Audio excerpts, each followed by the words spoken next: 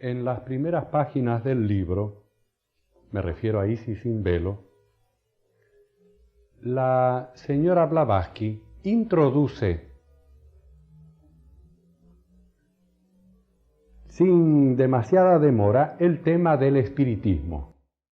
Lo introduce luego de introducir y contrastar los temas de la religión por un lado y de la ciencia por otro. Me parece que va a ser útil que conozcamos lo que ella misma nos dice sobre el particular. Dice, la obra que sometemos al juicio es fruto de nuestro trato con los adeptos orientales y del estudio de su ciencia. Esta primera frase ya nos interesa. La obra es fruto de nuestro trato con los adeptos orientales y del estudio de su ciencia. Hasta ese momento, Occidente desconocía la existencia de adeptos orientales u occidentales. Fue la señora Blavatsky la primera en traer o en retrotraer a la memoria, al conocimiento de las gentes, que detrás de los procesos de la naturaleza y del progreso evolucionario del hombre, había grandes inteligencias espirituales agrupadas en un cuerpo al que posteriormente ella llamó la hermandad de adeptos o la fraternidad blanca o el gobierno interno del mundo. Es en Isis sin velo, en su primera o segunda página, donde ella declara que el fruto de sus conocimientos deriva del trato con esos adeptos a quienes ella aquí llama adeptos orientales. Es la primera vez que la existencia de los maestros de sabiduría aparece. La dedicamos, el libro, la obra, a cuantos estén dispuestos a aceptar la verdad, doquiera la encuentren, y a defenderla sin temor a vulgares preocupaciones. En esta otra frase ya hay materia digna de que nos detengamos. Blavatsky dedica la obra a cuantos estén dispuestos a aceptar la verdad doquiera la encuentren. Esto es el antisectarismo, el antidogmatismo y la carta magna de la libertad intelectual y de la necesidad de búsqueda, de la necesidad de no estar custodiando un pequeño jardincito de conocimientos, puesto que la verdad puede encontrarse por doquiera, en libros, sistemas, en cualquier momento de la historia. La verdad es el fundamento del universo, y la verdad la encuentra donde quiera aquel que la sabe buscar. De manera, pues, que esta primera expresión de Blavatsky es lo que caracteriza al filósofo, que busca la verdad donde quiera que la encuentre. Repito que es el antidogma, la anticerrazón intelectual, el antisectarismo, etc. Porque si estamos prejuiciosos de que solamente la vamos a encontrar en nuestra pequeña porción de conocimiento, es posible que importantes porciones de la verdad estén en otro lado, pero como nos contentamos con lo poco que tenemos, la vamos a desconocer, vamos a perder la oportunidad de poseerla. Así pues la dedica la obra a cuantos estén dispuestos a aceptar la verdad doquiera la encuentren y a defenderla a la verdad sin temor a vulgares preocupaciones. Porque se ha dicho que es digno del nombre de filósofo no solamente el que encuentra a la verdad sin sectarismos, sino que se desposa con ella y la trata como a una esposa, la defiende, actúa con firmeza, con valor. No se puede revelar totalmente la verdad, que es una esposa celosa, a quien no tiene la firmeza de sus propias convicciones. Hace años, cuando en mi primer viaje por Oriente visité los desiertos santuarios, me preocupaban dos cuestiones que sin cesar oprimían mi mente.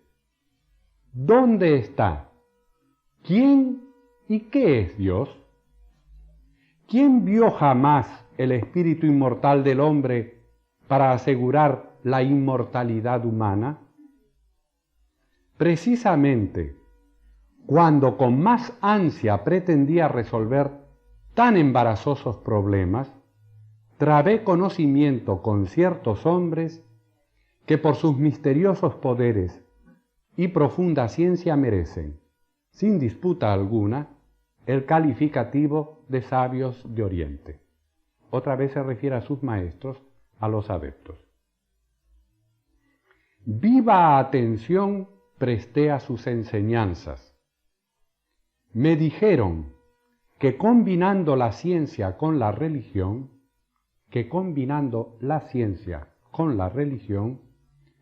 pueden demostrarse la existencia de Dios y la inmortalidad del espíritu humano tan fácilmente como un postulado de Euclides.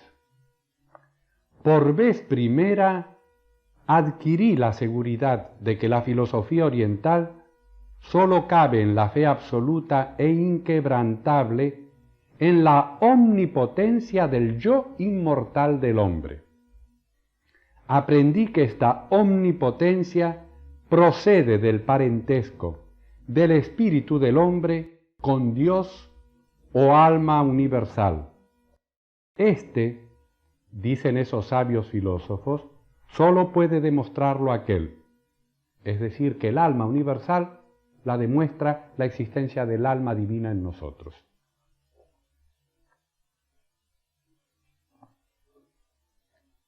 Y agrega, el espíritu del hombre es prueba del espíritu de Dios como una gota de agua es prueba de la fuente de donde procede.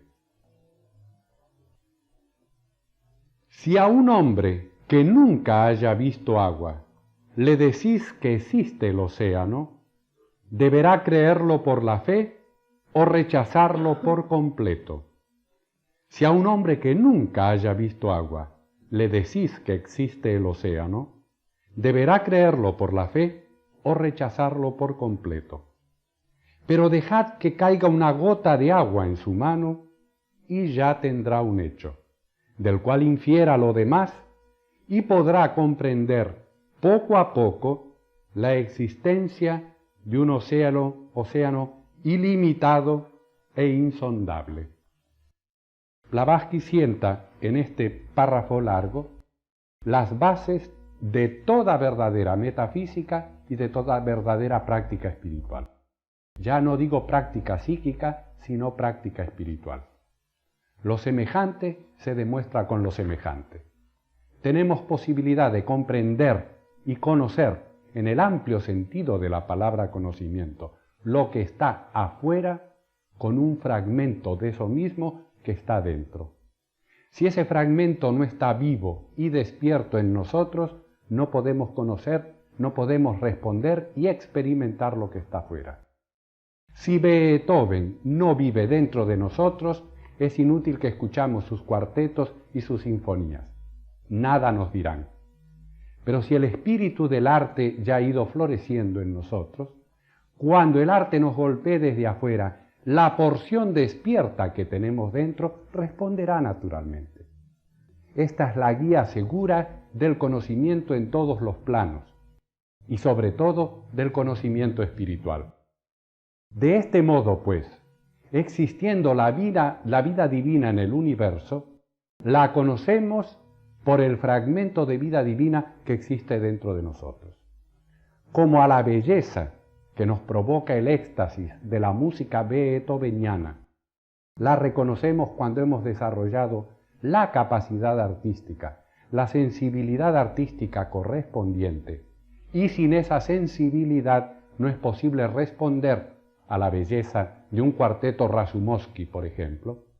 Del mismo modo, el misticismo es la respuesta del Dios despertado dentro del hombre que despierta la divinidad total que está subyacente en todas las cosas. La gota demuestra el océano. Por eso, el sistema del ocultismo es ir hacia adentro y develar el espíritu dentro. Porque de otro modo, nosotros sabremos de oídas, sabremos por interpósita persona.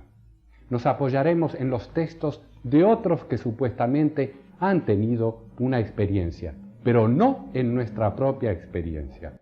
En verdad, nada es verdad hasta que nuestra conciencia no dice esto es verdad con coherencia y sin velos. De otro modo podemos actuar compulsados por la esperanza, por el temor, por la confianza que tenemos en alguien que suponemos que ya experimentó la verdad, pero siempre va a ser un conocimiento de segunda mano, no de primera mano. El ocultismo, el esoterismo, la teosofía es esa búsqueda, ese ir hacia adentro, ese develar las distintas condiciones, etapas, capas de nuestra propia conciencia, porque la vida que lo anima todo en el universo anima el corazón del hombre. Es despertando esa partícula como nosotros despertamos al conocimiento de la ciencia universal. Esto es la proposición magna. Por eso todos los sistemas auténticos de esoterismo le dan al hombre un aparavidia, una explicación inferior que es el conocimiento intelectual. Y luego le dicen, entre en el sendero. Y el sendero no es ningún sendero geográfico, es un sendero imaginario que se refiere a las distintas etapas del crecimiento de la conciencia. La conciencia rompe velo tras velo, desgarra velo tras velo, crece y llega a la fuente. De nada podemos estar seguros que nosotros mismos no hayamos experimentado. Se ha dicho con justicia que podemos leer 10 libros sobre la existencia de fantasmas y dudar. Pero el día que vemos uno, podemos coger los 10 libros y tirarlos porque ya vimos, ya tuvimos la experiencia. Y continúa Blavatsky después de haberse puesto ante el velo. Estos 2 párrafos que ella contrasta merecen toda nuestra concentración. Según se nos dice, hace 19 siglos, ella escribió esto hace un poco más de 100 años. Según se nos dice, hace 19 siglos que la divina luz del cristianismo disipó las tinieblas del paganismo. Disipó las tinieblas del paganismo. Y 2 siglos y medio que la refulgente lámpara de la ciencia moderna empezó a iluminar la oscura ignorancia de los tiempos. Se afirma que el verdadero progreso moral, por un lado, e intelectual, por otro, de la raza, se ha realizado en estas 2 etapas. No hubo progreso moral hasta hace 2000 años con la llegada del cristianismo, es lo que se nos dice. Y hace 3 siglos y medio con el arribo de las ciencias experimentales, que disiparon la ignorancia.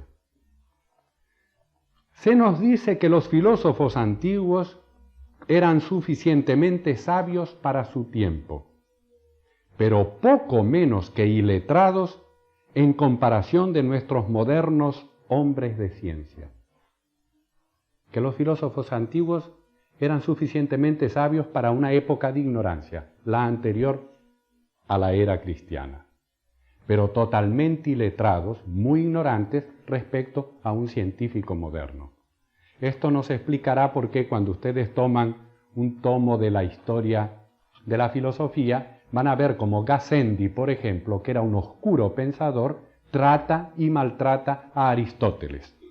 Y por qué algunos oscuros pensadores de la edad moderna tratan y maltratan a Platón y a otras lumbreras que realmente los excedían tan enormemente como un gigante excede a un pigmeo. Pero el prejuicio es el prejuicio. Esto respecto al conocimiento. La moral pagana, la anterior a la era cristiana, bastó a las necesidades de la inculta antigüedad. la moral pagana bastó a las necesidades de esa antigüedad que hasta el advenimiento del cristianismo era inculta. Hasta que la luminosa estrella de Betlén mostró el camino de la perfección moral y allanó el de la salvación. En la antigüedad, el embrutecimiento era regla. El embrutecimiento era regla. La virtud y el espiritualismo, excepción. Embrutecimiento regla, espiritualismo y virtud, excepción. Ahora, el más empedernido puede conocer la voluntad de Dios en su palabra revelada. Todos los hombres desean ser buenos y mejoran constantemente. Esta es la proposición del medio culterano del siglo pasado cuando Blavatsky escribió estas líneas. Tal es lo que se nos propone, continúa la autora. Pero, ¿qué nos dicen los hechos? Ahora se refiere a los hechos del día en que ella escribe. Ustedes observen que ella escribe esto hace un poco más de un siglo. ¿Cuánto más material no tendría hoy de acuerdo a lo que ustedes van a escuchar? Por una parte, un clero materializado, dogmático y con demasiada frecuencia corrompido. Una hueste de sectas y 3 grandes religiones en guerra. Discordia en lugar de unión. Dogmas sin pruebas. Predicadores efectistas. Sed de placeres y riquezas en filigreses solapados e hipócritas por exigencia de la respetabilidad. Esta es la regla del día. La sinceridad y verdadera piedad, la excepción. Por otra parte, hipótesis científicas edificadas sobre la arena. Esta expresión puede parecer ruda, como quizás todo lo demás. Hipótesis científicas edificadas sobre la arena. Antes de continuar el párrafo, me quiero referir a qué es común escuchar entre los estudiantes, pero especialmente entre los estudiantes de teosofía, que los comentarios a la ciencia en los libros de la señora Blavatsky están perimidos. Blavatsky ocupa muchas páginas de Isis, pero muchas páginas más en su libro La Doctrina Secreta para tratar la ciencia del día, las ciencias del día con un conocimiento que a uno le asombran. En primer lugar, muchos problemas científicos de hace un siglo perduran hoy. Por ejemplo, el del materialismo científico. Por otro lugar, a mí me parece de una utilidad extraordinaria leer estas obras de Blavatsky, porque uno se entera de las hipótesis científicas respecto al universo, a la materia, al movimiento, a la luz, a la ondulación, a tantas cosas. Hipótesis que eran prácticamente dogmas y que hoy nos resultan tan ridículas. A mí me ha llamado la atención y llamo la atención sobre lo que puede ser el dogmatismo científico, porque no hay solamente un dogmatismo religioso. El ser dogmático es una actitud de la mente humana y puede estallar en cualquier ser humano porque se esconde en los repliegues de la propia mente humana. El ser dogmático es el orgullo y perder de vista o de proporción la totalidad de los misterios del universo con la pequeña porción de conocimiento que tenemos. Es erigir esa pequeña porción de conocimientos como la posible explicación de todo fenómeno y de todo misterio del universo.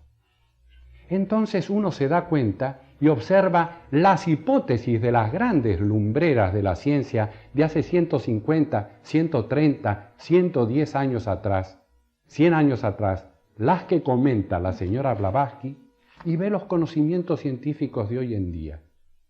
Y piensa cómo se pudo respetar, elevarles un altar a esa especie de ciencia oficial, cuando al cabo de 100 años todo eso ha pasado a la historia, no ha servido prácticamente casi para nada y ha habido necesidad de edificar nuevas tesis, nuevas hipótesis y nuevos caminos de descubrimiento. Esta atención, este llamado de atención de la señora Blavatsky, es tanto a la ciencia, a los filósofos, como a la religión. Necesariamente, y volvemos al principio, si somos seres evolucionantes, lo que sabemos ahora es una buena plataforma para nuevos descubrimientos. Pero solamente una persona muy engreída y muy desprovista de realidad puede pensar que llegó a la perfección de sus conocimientos y que tiene el conocimiento universal. Cuando estamos satisfechos de lo que sabemos, hemos muerto. Hemos perecido intelectualmente. Nunca tenemos que estar satisfechos. Siempre tenemos que buscar más puertas y más ventanas y abrir en nuestro edificio intelectual, en nuestro edificio de conocimiento, nuevas sendas de búsqueda. Nos falta mucho que recorrer para alcanzar la perfección humana que tiene el adepto, que tiene el instructor de sabiduría. Somos seres que tenemos que llegar al fondo de nuestras ignorancias para abatir el orgullo y saber que siempre es posible saber más y no quedarnos en esa quietud que es la muerte intelectual y la muerte espiritual. De manera que eso lo puede tener no solamente un sacerdote de una religión, lo puede tener el hombre de ciencia, lo puede tener el filósofo, lo puede tener el estadista y lo puede tener cualquier ser humano. La conciencia ingenua se repliega en nuestro ser, es no querer molestarse. Puede venir una verdad que trastorne mi vida, entonces me quedo tranquilo con lo que ya tengo que me sirve para vivir. El sectarismo y el dogmatismo ingenuo ha crucificado a grandes hombres, ha quemado, ha maltratado, ha llevado a la hoguera, ha llevado a la prisión, ha llevado al paredón, y todos son formas del miedo, formas de no querer cambiar, formas de no querer progresar. Esta bandera de la necesidad de búsqueda y de la libertad intelectual del hombre resplandece en todas las obras y en todas las páginas de la señora Blavatsky. Por otra parte, hipótesis científicas edificadas sobre arena. Cada 5 años hipótesis que destruían a las anteriores y a su vez eran destruidas por las que venían después. Ni en la más sencilla cuestión acuerdo, porque ella cita a los científicos. Rencorosas querellas y envidias, impulso general hacia el materialismo, lucha a muerte entre la ciencia y la teología por la infalibilidad. Ustedes conocen el divorcio de la ciencia y de la teología. Ustedes conocen la historia de los 2 últimos milenios, por lo menos, y también entonces deben recordar cómo la ciencia creciente, la ciencia experimental, que fue creciendo con grandes sufrimientos, con la persecución de muchos científicos que se opusieron a la aceptación ciega de las verdades de la filosofía religiosa del momento y que quisieron hacer sus propias investigaciones de la naturaleza. Un poco es el tiempo de los Bacon, de Lord Bacon, de Berulamio y de otros grandes hombres. Él nos dirá, nada hay en la escolástica que sea verdad hasta que la observación de los hechos de la naturaleza no me diga que es verdad. Entonces, a la teorética se propone la investigación de las leyes de la naturaleza, el libre examen de los procesos de la evolución. Y es así como la ciencia crece acuciada y perseguida por el clero, por la teología. Después de pagar tributo con algunos de sus grandes hombres, la ciencia, con la Reforma, el Renacimiento, la Revolución Francesa, va afirmándose. Entonces sale del seno de aquellos primitivos tiempos en que se vio perseguida y de perseguida se convirtió en contendora. Ciencia y religión se divorcian y ese divorcio continúa hasta el día de hoy y dejan trunco al hombre, porque en el hombre hay una parte de su naturaleza que crece por la investigación científica y hay otra parte de su naturaleza que crece por el misticismo. Y el hombre integral necesita de la filosofía, de la religión y de la ciencia, que en una época en la antigüedad luminosa no estuvieron separadas y enemigas, porque el hierofante era el científico, el filósofo y era al mismo tiempo el jefe de la religión. Ese puesto estaba reunido, o esas ciencias estaban reunidas en un solo saber, en un solo individuo. Y algún día, cuando las cosas progresen, volverán a ser aspectos de una vivencia y de una unidad como efectivamente son. Entre estos dos titanes en lucha, ciencia y teología, hay una muchedumbre extraviada que pierde rápidamente la fe en la inmortalidad del hombre y en la divinidad, y que aceleradamente desciende al nivel de la existencia animal.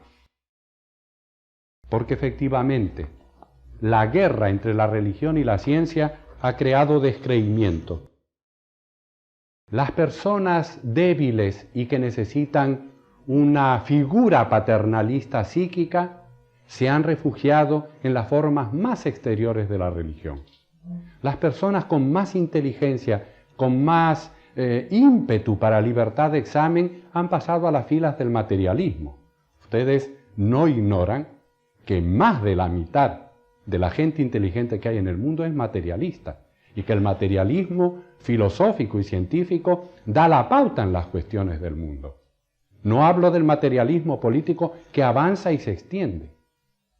Ese materialismo es una cosa espantosa porque mata, nos dirá la señora Blavatsky, las posibilidades espirituales. Porque si me considero nada más que un pedazo de carne que puede tener goces y que lo único que puede extraer a la vida, como carne que es, goces durante los 30 o 40 o 50 primeros años de vida, ¿para qué me voy a ocupar de nada más? ¿Para qué no me voy a ocupar sino de lo que es útil? Gozar sensoriamente, tener confort, tener posibilidades de carácter material. Y es así como los aspectos espirituales, esa triada espiritual del hombre, queda sin actividad, porque no hay interés, no hay búsqueda, no hay misticismo, no hay espiritualidad. ¿Y quién ignora que estamos sumergidos en un mundo de materialidad y del más grosero hedonismo? Vamos al cine, leemos los diarios, miramos los ensayos de la literatura moderna, ¿y qué es lo que vemos?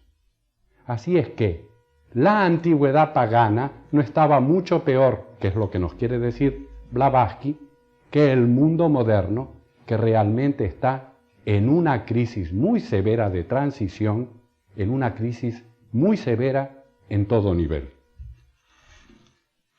Es en la guerra entre estos dos contendores, la ciencia y la filosofía materialista por un lado, y la teología o la religión por el otro, que vemos aparecer el espiritismo.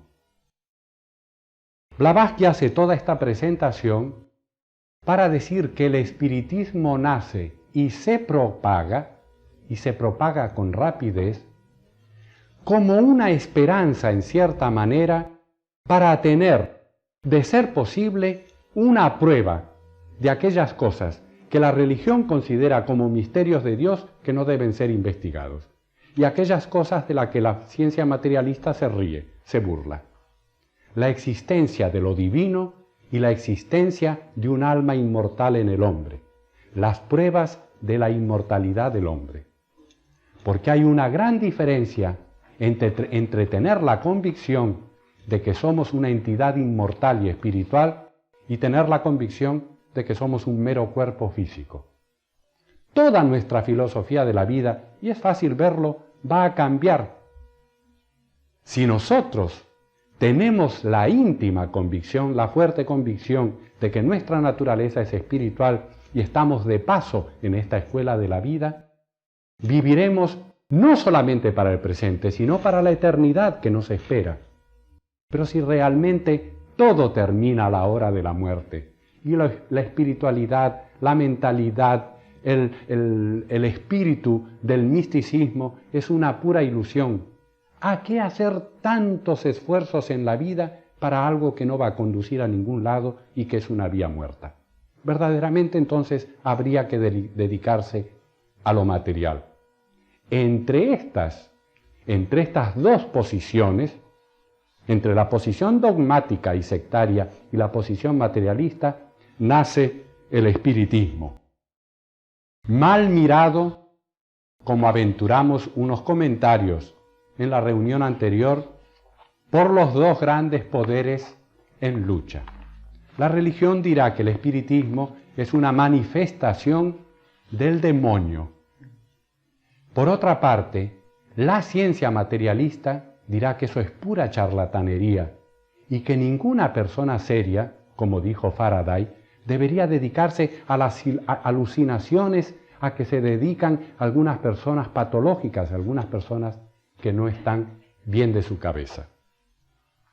No es mi intención, porque en el curso de una clase esto excedería totalmente mis posibilidades, hacer una historia o historiar el espiritismo. Pero sí podemos dar algunos datos y nos vamos a detener hasta el momento en que Blavatsky escribe Isis sin velo, porque el espiritismo nace unos 28 años antes. Cuando digo que nace, empleo una frase para ponerme de acuerdo con ustedes. El fenómeno psíquico, la magia, todo tipo de acción paranormal existió siempre. Y los más antiguos documentos que tiene la humanidad, no solamente las escrituras religiosas, otro tipo de documentos, hacen ver la irrupción del mundo psíquico en el mundo físico. Explicábamos en la última reunión que podemos llamar fenómeno psíquico a la irrupción anormal del mundo psíquico en el mundo físico. Los diversos planos de que está constituido el universo, 7 planos, 7 niveles o esferas, en realidad tienen independencia y viven combinados el uno con el otro. Esa actuación se ve en nuestra propia vida, en que el pensamiento, la emoción, la pasión, el deseo, la vitalidad, las aspiraciones espirituales, viven cada una en su nivel y al mismo tiempo hacen un conjunto. De modo, pues, que cuando decimos que lo psíquico irrumpe en lo físico, decimos que esa convivencia natural, que no ofrece ninguna dificultad, es alterada por algún motivo. Y entonces hay una afluencia de lo psíquico en mayor cantidad, y a esa afluencia de lo psíquico en mayor cantidad la llamamos un fenómeno. Ha irrumpido algo que desordena el esquema normal. Algo anormal ha aparecido en el actual estado de cosas. Eso llamó mucho la atención. El espiritismo, en su forma moderna, hechas estas aclaraciones, aparecen con las hermanas Fox en Hydesville y más tarde en Rochester.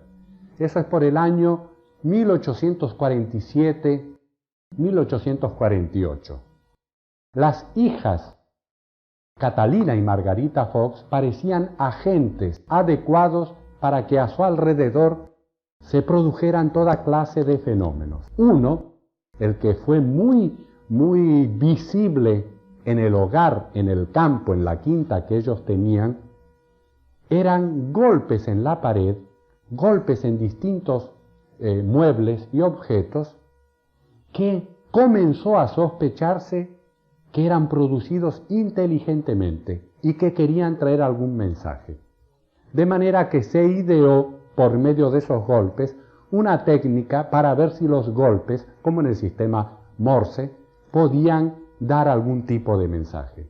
Y entonces aparecieron ciertos mensajes y de ahí en adelante la posibilidad de comunicarse de un modo que no era extremadamente difícil, con fuerzas, poderes extrahumanos, metahumanos, con espíritus desencarnados, etc., creció e interesó mucho en todo el mundo. Conté a ustedes cómo las hermanas Fox, ante la explosión del interés por el fenómeno psíquico, fueron examinadas por una comisión que nombró el gobierno norteamericano en su época. Pero no era solamente en la quinta de la familia Fox, sino era en otros lugares de Estados Unidos y prontamente en Europa, donde los fenómenos psíquicos comenzaron a hacer irrupción. Ya recuerdan que la comisión dictaminó que los golpes, la percusión que se creía escuchar en distintos lugares de la casa de la familia Fox era solamente el crujido de la articulación de las rodillas de la señorita Fox cuando ellas caminaban o cuando se caían. Esto provocó una tormenta de comentarios adversos, porque esa comisión ni siquiera se había tomado el trabajo, puesto que eran reputados científicos materialistas que ya tenían de antemano hecho su dictamen. Esta es una pura superchería, un puro engaño. Entonces, ¿a qué nos vamos a gastar en investigar seriamente? Y se nombraron posteriormente otras comisiones, pero lo interesante del caso es que, junto con la popularización a nivel no científico, en que una familia, grupos de amigos se reunían y por diversos medios trataban de obtener comunicaciones con el más allá, comunicaciones con el mundo psíquico, algunas inteligencias muy poderosas, no solamente de hombres de ciencia, sino de individuos muy inteligentes. Hubo verdaderamente gente muy inteligente que se preocupó de ver qué había detrás de todo este fenomenismo, qué había detrás de todas estas manifestaciones. De este modo podemos, en el espiritismo, por lo menos en esos 28 años, hasta que Isis sin velo comienza a ser escribido, podemos ver varias tendencias. Dejemos aparte lo que nos dirá el filósofo y el científico, alucinación y charlatanería y fraude, o lo que nos dirá el religioso, obra del diablo. Por un lado, el espiritismo, sin un valor científico, sin una observación científica rigurosa, se populariza en una gran cantidad de centros en todas partes del mundo. Por otro lado, algunos inteligentes hombres de ciencia se adscriben al espiritismo y consideran que los fenómenos son válidos y son producidos por espíritus. Pero otros hombres inteligentes, otros hombres de mucho valor y de mucha reputación, comienzan a investigar con el rigorismo científico, como hace hoy la parapsicología, que se vale de ciertos medios que son rigurosamente científicos para observar los fenómenos. Estos hombres que se ponen a investigar seriamente el espiritismo, pero que no se adscriben al espiritismo, que no se consideran espiritistas, sino investigadores que están observando un fenómeno, como podrían observar cualquier otro fenómeno, consideran que los fenómenos son verdaderos, pero tienen muchas reticencias a considerarlos como que son producidos por espíritus desencarnados. Al margen de eso están las comisiones.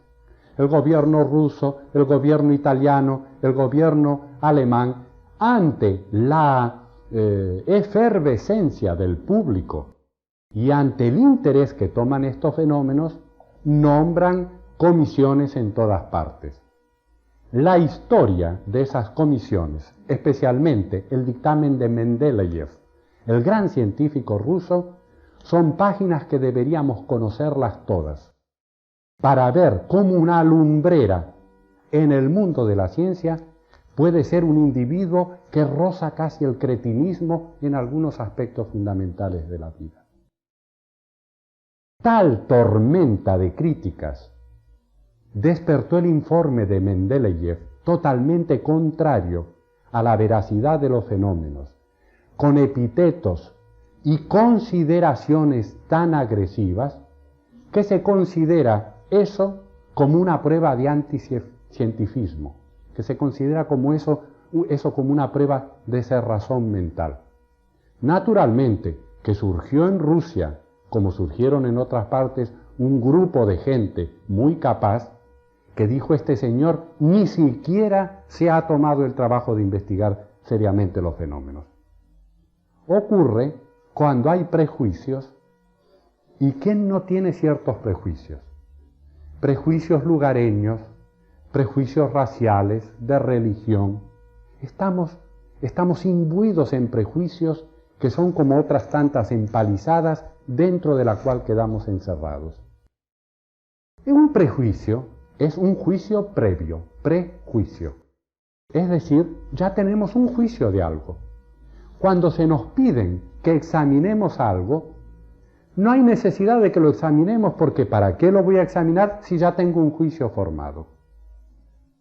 Algunas veces pongo como ejemplo el prejuicio racial. Soy antinegro. Soy antinegro de sentimientos, de corazón. Considero al negro una raza inferior. Cuando tengo que ir a juzgar la acción de negros inteligentes, talentosos, capaces, ver obras que ellos producen, ¿cuál va a ser mi reacción? Si ya estoy cerrado, si no estoy abierto. El prejuicio nos da cierta seguridad, como nos da el dogmatismo y el sectarismo, pero levanta empalizadas, y la tragedia del prejuicio como del sectarismo es que la empalizada o la casa que hemos construido alrededor nuestro se convierte en nuestra prisión. Estamos prisioneros y tenemos una servidumbre, y a esa servidumbre le llamamos prejuicio. De esta manera, en la historia del desarrollo de la humanidad, hay tanto prejuicio, y se requiere realmente haber descendido, como nos dirá Sócrates en el Teeteto, haber descendido al fondo de nuestra ignorancia para tener esa actitud filosófica y decir: bueno, a ver qué puede haber de razonable en esto que tanta gente pregona. Se requiere una mente abierta, y se requiere vencer la pereza y alcanzar cultura, porque la cultura tiene más de una acepción. La cultura es una palabra cuya raíz también da origen a la palabra cultivo. Ustedes pueden tener un campo inculto, y ese campo está lleno de cizaña y no sirve para nada. Pero ese campo puede ser trabajado, y la cizaña puede ser removida, y el campo abonado, y entonces dará magníficas cosechas. También en la psique humana, en el alma humana, pueden haber campos llenos de cizaña, que no hemos limpiado, que no hemos abonado. La cultura es cultivar, y ese cultivo y esa cultura abren panoramas y abren horizontes, y entonces me doy cuenta que aquello de que desconfiaba, lo extranjero, lo que no conoce uno, la gente de otra piel, ideas de otro tipo, pueden tener mucha similitud y pueden hacer amistad con las nuestras. Esa mente abierta, ese intelecto despierto que precisa el verdadero buscador de la verdad, es un pregón, disculpen que lo repita una vez más, que nosotros vamos a encontrar en estas líneas que estamos comentando. Bien, junto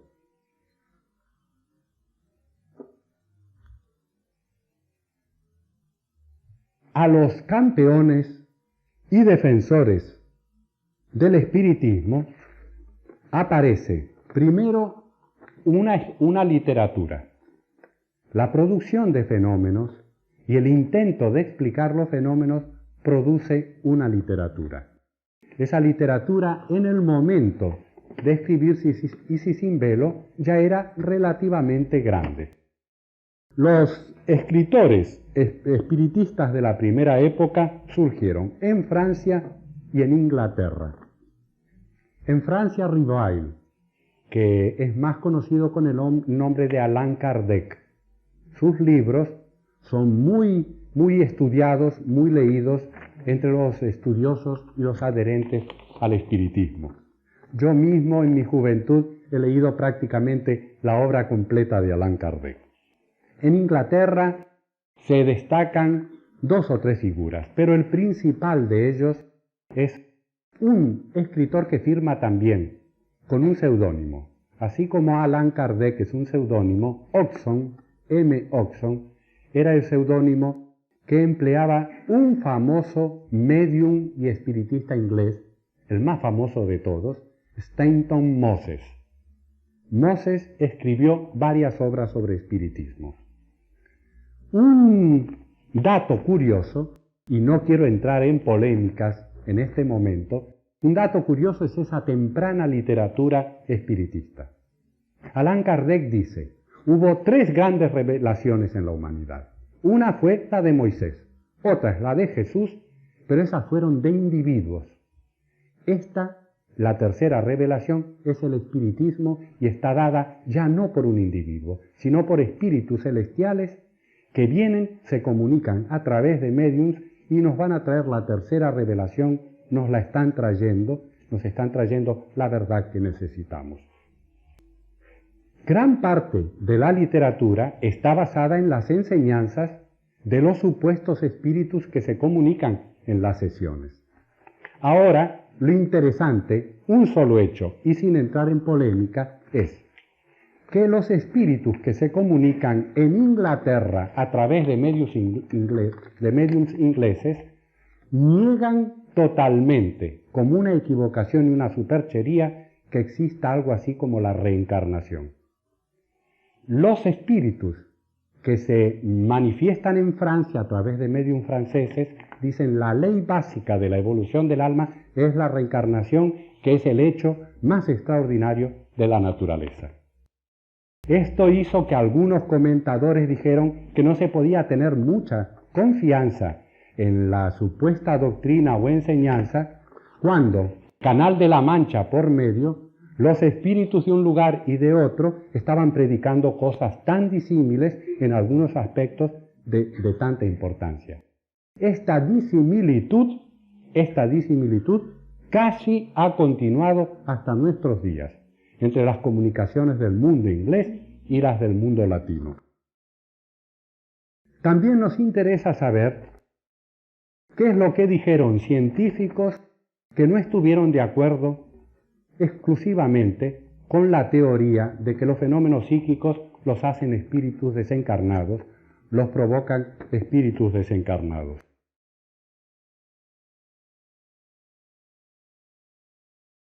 Vamos a ver el físico y astrónomo francés Babinet. Babinet dice que hay una acción. Esto es otro ejemplo de un científico eminente, ¿no?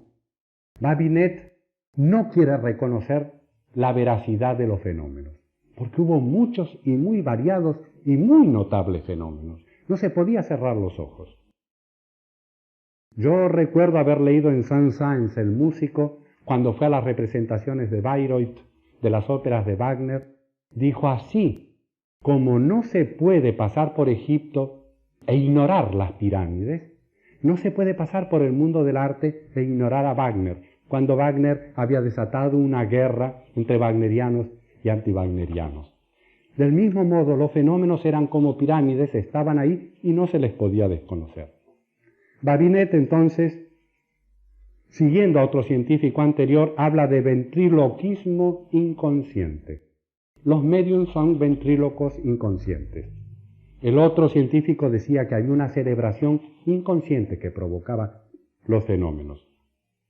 Babinet llamó al ventríloco más célebre que actuaba en todos los teatros de Europa y que era una maravilla y una celebridad. Un ventríloco a quien llamó y a quien le hizo presenciar muchas secciones donde los médiums parlantes estaban haciendo su trabajo, su manifestación. Y este fenómeno, este ventríloco de nombre Conte, se rió de Babinet públicamente. Y dijo, ¿qué es eso de ventriloquismo inconsciente? Esto es un fenómeno, yo sería incapaz de hacer eso. Nadie puede hacer eso. Eso es un verdadero fenómeno, usted tiene que buscar por otro lado y no recurrir a argucias para no querer reconocer el fenómeno. De Gasparín, que luchó mucho porque era protestante contra los católicos, los atribuye a fenómenos naturales. Él decía que la voluntad puede actuar a distancia sobre la materia inerte, lo que nos dirán ahora muchos estudiosos de la parapsicología, que la voluntad puede actuar a distancia. Hay por ahí un personaje israelí que dobla con la voluntad cucharas y cosas por el estilo. La voluntad puede actuar a distancia sobre la materia inerte y la mayor parte de su obra, de Gasparin, está destinada a determinar las leyes y condiciones bajo las cuales se manifiesta dicha acción. De modo que él dice, hay fenómenos, sí, pero es la voluntad consciente o inconsciente del medium. Blavatsky dice que él lastimosamente se confunde. La voluntad consciente no es la de un medium, es la de un mago que conoce las leyes de la naturaleza, recuerden cuando hablé de la magia, y puede obrar fenómenos a voluntad, mientras que el medium es un potencial psíquico, pero no consciente. Alrededor de él, debido a su potencial psíquico y a ciertas características que constituyen la mediunidad, es fácil que a través de ese centro magnético irrumpa el mundo psíquico. Pero el centro magnético necesariamente no quiere ni interfiere en el fenómeno. El medium, como decíamos, no es activo sino es pasivo, mientras que el mago siempre es activo. Curie, el célebre hombre de ciencia. Los fenómenos son debidos a una sustancia fluídica, y él sentó una tesis y llamó a esa esencia fluídica, a esa sustancia, psícodo. Propone que se denomine fuerza ecténica a la ejercida cuando la mente actúa a distancia por influencia del psícodo. Había una gran discusión, y sigue la discusión, de qué elemento es el que sirve de agente a la voluntad. Porque la voluntad se considera una acción de tipo espiritual. Pero que algo de tipo espiritual pueda mover un objeto a distancia requiere que una sustancia que pueda tener peso y que pueda hacer resistencia sea agente que sirva a la voluntad. De esta manera se propuso el éter, se propuso materia fluídica, etc., para explicar por qué los fenómenos ocurren. Los que investigan, ustedes lean un libro serio sobre los fenómenos parapsicológicos y van a ver que los hombres de ciencia dicen hay transmisión de pensamiento. Pero ¿qué agente transmite el pensamiento? Puesto que la mente es un cerebro y no puede una mente que es el producto de unas células cerebrales ser un agente activo que impresione otra mente. ¿Cuál es el agente activo que impresiona otra mente y despierta en otra mente el mismo pensamiento que yo estoy pensando? Porque la telepatía es eso, es una transmisión, es una vibración afín, es un algo que hace que algo que yo piense, una persona voluntariamente o involuntariamente lo capte en el mismo momento. Bueno, Crookes dice que no son espíritus, que él no cree que sean espíritus, sino que es una fuerza psíquica y que esa fuerza psíquica es análoga a la fuerza ecténica de Curie. Hay en español algunos libros de William Crookes. La fuerza psíquica es uno de esos libros y ustedes pueden consultarlo. Él habla de los fenómenos que se hicieron en su presencia, que él mismo provocó.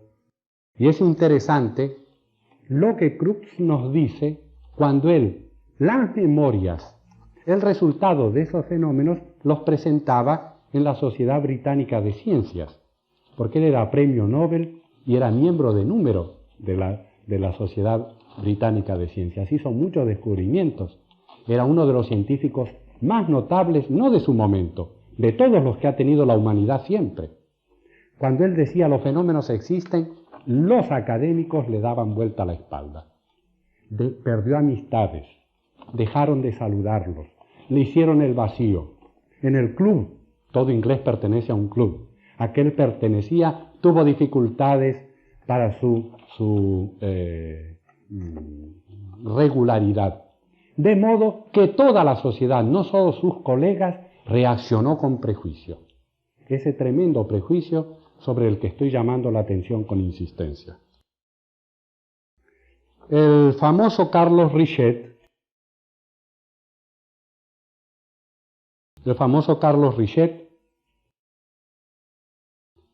dice que hay varios periodos en la metapsíquica o espiritismo. Hasta Mesmer, en el siglo XVIII, de Mesmer a las hermanas Fox, otro periodo, de las hermanas Fox a William Crookes, donde empieza el periodo científico, una observación muy rigurosa científica, y el periodo científico abarca de Crookes a Richet. Y Richet, de ahí en adelante, la investigación científica sobre el espiritismo actúa. Yo decía que no es mi intención abundar en más detalles porque me acerco a la hora de mi disertación. El problema central, la gran diferencia entre la teosofía y el espiritismo es justamente entre qué agente provoca los fenómenos. El espiritismo dirá espíritus. La teosofía dirá, por intermedio de la señora Blavatsky, los espíritus de los muertos, una vez muertos, se alejan, la ley los aleja de la esfera terrestre y es muy difícil, y solamente en condiciones excepcionales y especiales, que uno de ellos, venciendo la fuerza que lo aleja de la esfera terrestre, pueda hacer un acto de regresión y venir y comunicarse con los vivos. Blavatsky da una gran cantidad de argumentación sobre eso, y esa argumentación es coherente. Yo les pido a ustedes que lean los capítulos correspondientes en el libro La clave de la teosofía, cuando ella hace la diferencia entre la teosofía y el espiritismo. En pocas palabras, la tesis teosófica es que este mundo es un mundo de lucha y que el mundo post-mortem es un mundo de asimilación y descanso. Y no habría ningún descanso para el difunto si él estuviera viendo y participando de las miserias que dejó en este mundo.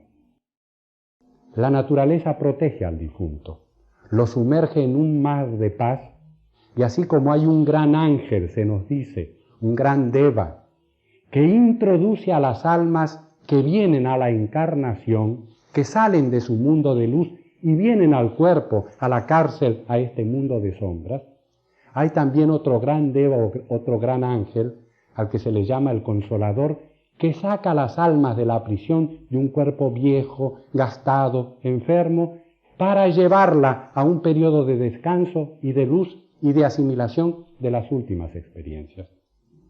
Y que el polo que atrae al espíritu es un polo que lo aleja de la tierra. Y que no es conveniente atraer a la tierra y hacer participar de las miserias que han quedado en la tierra a un alma que está haciendo su viaje a una región luminosa y de luz. Que lo que tenemos que hacer, nos dirá la ciencia oculta, es elevarnos en espíritu, seguirlos a ellos al mundo donde están. No por egoísmo traerlos a este mundo para que vean los llantos, los dolores y las situaciones, y en este mundo no hay demasiada cosa hermosa para ver. Estos son leyes de la naturaleza, y la argumentación en uno o en otro sentido, a lo largo de muchas páginas, lo expresa la señora Blavatsky. Es por esto que, aunque en la clase de mañana tengamos que seguir con los fenómenos psíquicos y rocemos un tanto nuevamente este asunto, por hoy vamos a dejar terminada la lección. Muchas gracias.